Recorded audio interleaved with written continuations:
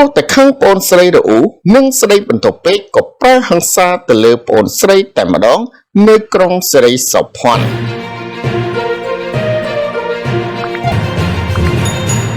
កម្លាំងកងរាជអាវុធហត្ថក៏ខ្លួនជនសង្ស័យម្នាក់ដែលប្រើអំពើហិង្សាវាយប្អូនស្រីព្រោះខឹងរឿងរអ៊ូច្រើននិងស្ដីបន្ទោសត្រូវបានបញ្ជូនទៅសាលាដំបងខេត្តបន្ទាយមានជ័យនៅព្រឹកថ្ងៃទី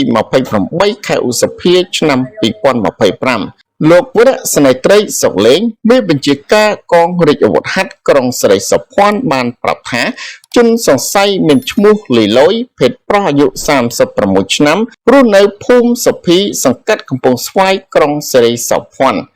លោកក៏បានបញ្ជាក់ថាក្រោយទទួលពាក្យបណ្ដឹងឈ្មោះលីស្រីមុំភេទស្រីអាយុ32ឆ្នាំរស់នៅភូមិជាមួយគ្នាបានប្តឹងឈ្មោះលីលុយត្រូវជាបងប្រុសបង្កើតបានប្រហិង្សាវាយទៅលើខ្លួនបណ្ដាលឲ្យមានរបួសស្មងជើងកាលពីថ្ងៃទី26ខែឧសភាឆ្នាំ2025នៅផ្ទះតែម្ដង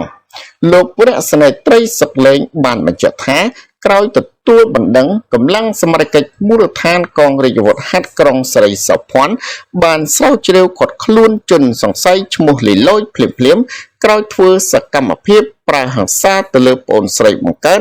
នាំយកមកសាកសួរចម្លើយសារភាពថាខ្លួនពិតជាបានធ្វើសកម្មភាពវាយទៅលើប្អូនស្រីពិតមែនព្រោះខឹងរឿងរអ៊ូនិងជាស្ដីបន្ទោសទើបយកឈើជ្រុងវាយចំស្មងជើងហើយប្រើប្រាស់គ្រឿងញៀនសូមអរគុណសម្រាប់ការទស្សនាចំពោះបងប្អូនដែលថ្មីសូមចុច Subscribe ដើម្បីទទួលបាននូវវីដេអូព័ត៌មានប្រចាំថ្ងៃសូមអរគុណ